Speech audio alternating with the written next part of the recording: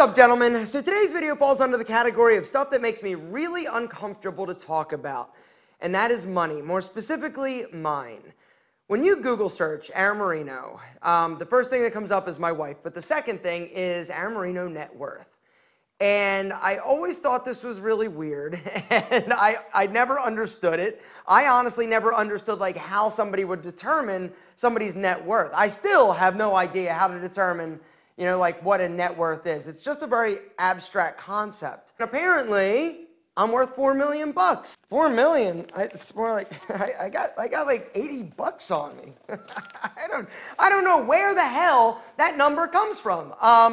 But today I want to talk a little bit about money. I want to tell you how I make my money. I want to tell you what I do with my money in terms of investing. And then I want to share with you some things that I have learned that I wish I knew sooner in terms of money, hopefully to help you have a better control over your financial future. So now let's talk about how I generate revenue.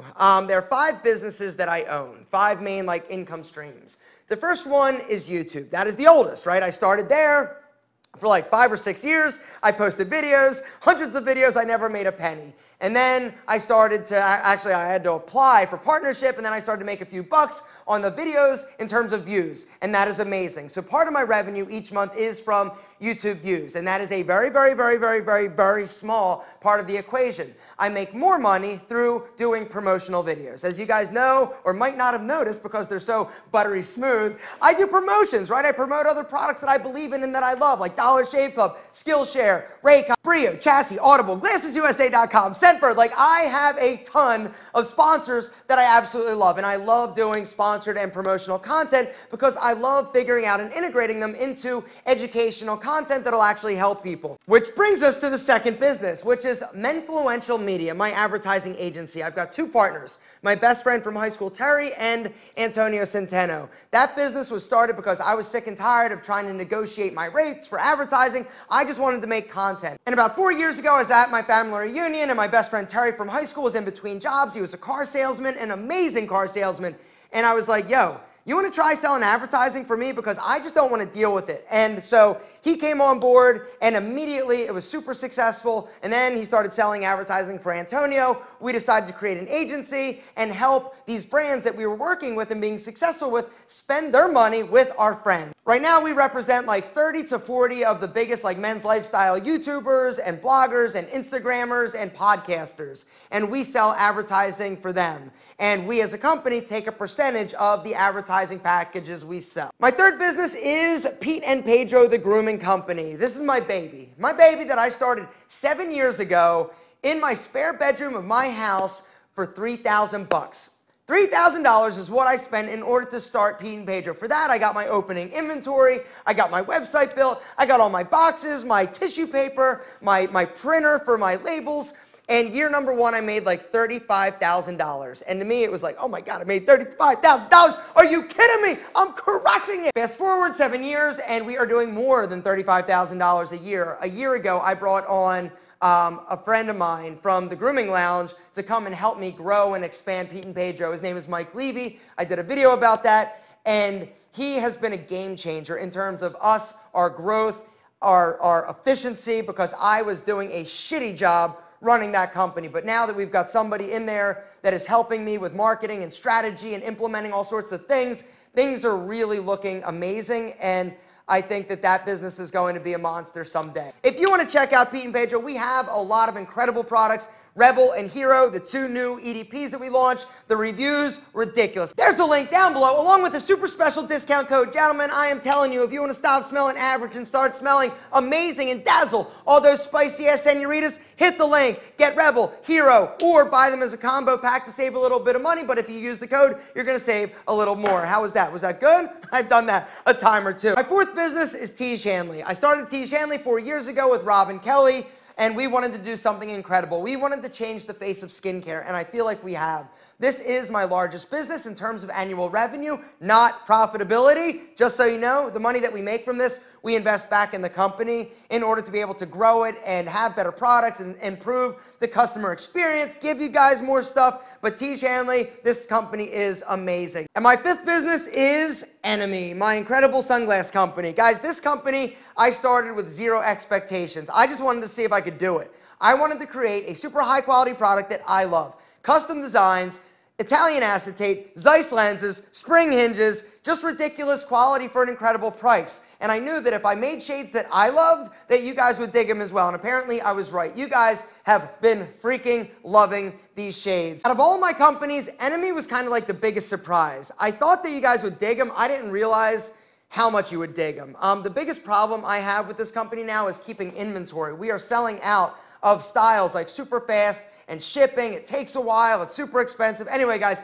if you want to check out Enemy, any of the 3 styles, I'm going to link to them down below along with the discount code. They are super premium, super high quality. Read the reviews. You are never going to find a better pair of custom sunglasses in your life. We offer free shipping, free returns within the US, and the price is ridiculous. Under $100 for premium quality, but there's also a 20% off discount code if you want to grab an incredibly sick-ass pair of shades. So those are my 5 businesses. Now, in terms of how I spend the profit, because that's another takeaway from this, there is a big difference, a monumental difference in terms of gross revenue and profit. All right, gross revenue is that big number, the big sexy number, right? You do X number of dollars in sales. Your profit is how much you're actually taking home after you pay your employees, your expenses, your rent, and everything.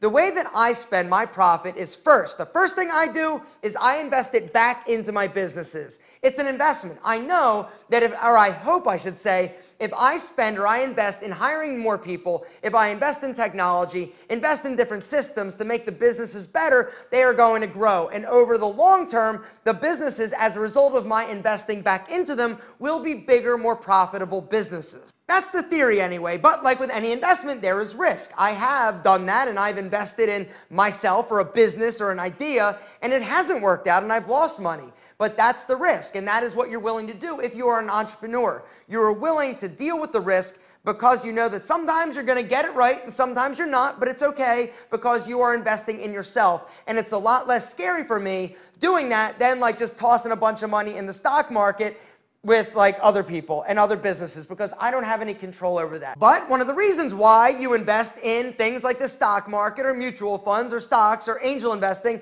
is because you are banking on other people being smarter than you and using your money, your capital, in order to grow it and have like passive income. I also have a few little like real estate investment things. As you guys saw a few months ago, I posted a video talking about that old church that I bought that is going to be a business. That is also an investment. I bought the church. I am going to be the landlord, but I'm also going to be part owners in that business. So the business is going to pay me rent, but I'm also going to make part of the profits from that business. Passive income. The name of the game is passive income. You've all seen all those dudes online saying, yo, work from home, do this, passive. That's all bullshit. But there are some real and legitimate options out there in terms of you making passive income. Investing in stock markets, IRAs, 401ks, angel investing, which is something else that I recently got into. So I give them a little bit of money, I get a little bit of equity, and if it does well, I make a little bit of money back. If it doesn't, oh well, I lost it, that sucks, but I'll survive. Certain investments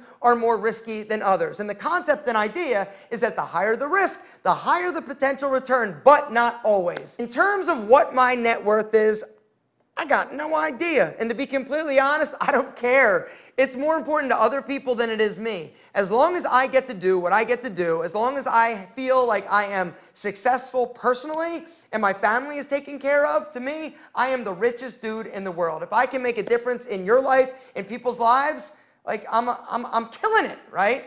And that to me is the most important thing. That is the reason why I started doing all of this. That is the reason why at the age of 12 years old, I wanted to be a business owner, because I wanted to help people feel better about themselves. But now what I would like to do is go over a few tips that I have learned over the years the hard way that can help you potentially avoid some of the financial mistakes I've made. Tip number one is to make a budget. All right, that is the first step that each and every one of you can do today. You've got to know how much money you're bringing in and how much is going out. Until you know what that looks like, you can't do anything else that we're going to talk about. The second tip is to live below your means. All right, one of the problems that I had was that whenever I would have money, I'd be like, yo, I got money. I'm going out. I'm spending it. I'm going to go buy sneakers. I'm going out to eat. I was living not only to my means, I was living above my means. Meant that I was using credit cards in order to pay for things, which is actually the third tip. Stop using credit cards for stupid shit. Personally, I am of the mindset that debt is bad. Now, I know that there are a lot of people like, not all debt. Some debt is good. That's fine.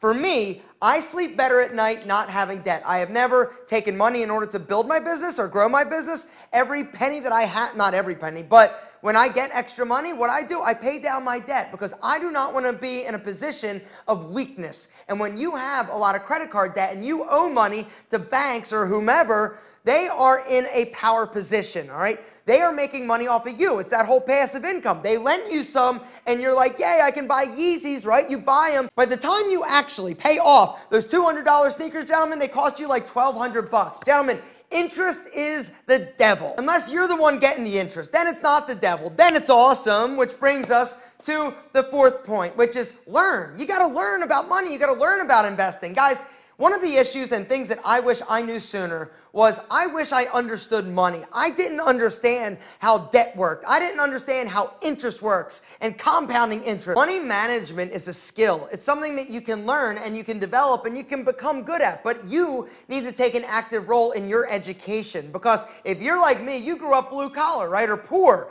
and then you're not around people that understand money, so you never learn about investing or retirement. All you know is that you don't have enough. There are a lot of informational resources out there, a lot of free stuff online, but learn about money. It's going to pay off in the long run. The next tip I'd like to give you is about saving money, right? A lot of people are like, oh, I don't want to go and buy Starbucks, or I don't want to go and buy nice socks. I'm going to save money. Gentlemen, the two places you need to start focusing on is your housing and your transportation. That is 60% of what most people spend their money on. Instead of spending up to like your max or your mean, live below it like we talked about. This may mean that you don't get the most amazing apartment or house. You sort of go a little bit under that. Or automobiles, instead of buying like something like super sick and new, go used. You're going to be able to save a lot more at that point if you don't waste it on living or transportation. The next thing I'd like to tell you guys is pay down your debt. If you currently have high interest credit cards or loans, you need to start whacking that down because all of that money is going to go directly into your pocket. The term is delayed gratification. You got to do without now so that in the future, you're in an incredible position where you are in control of your destiny, your financial freedom, and you can go like this to the man. Exactly. Gentlemen, the next thing I would like to tell you is something I learned the hard way. Do not lend friends and family money. Instead, give it to them. Nothing will ruin a relationship faster, in my experience, than when money is involved. Do not loan them money. If somebody needs money, you got to give it to them. If you can, if you want to. You don't have to. You're not obligated, but don't lend it to them. Even though they tell you, I'm going to pay you $20 on this date and then $20 on that date and then I'm going to pay you back, and they've got a plan, it's not going to work out, right? All of a sudden, all these excuses are going to come up. They're going to start avoiding you. You're going to start resenting them. The relationship is going to be ruined. So my takeaway and advice to you, if somebody needs money and you can give it to them, great. If they pay you back, which they won't, great. That's a bonus, but they won't. But at least if you give it to them, there's not the idea that they were supposed to repay you, and then you don't have to be all pissed off at them. How do I know all this? Exactly. Gentlemen, the last thing I would like to leave you with in terms of investment tips and money management strategies is start early. Start as early as you can. Now, there's a lot of stuff out there online saying, yo, save 30% of your income. If you can save 30%, great. If you can save 20, great. If you can save 10, save 10. But start early. The earlier you start, the more like compounding interest, the more you're going to make. Your goal should be FU money. Mine was $5,000. When I had $5,000, I was like, whatever. You can suck it. I'm cool for at least like 2 months. But unfortunately, $5,000 ain't getting it done anymore because as Biggie Smalls says, mo money, mo problems.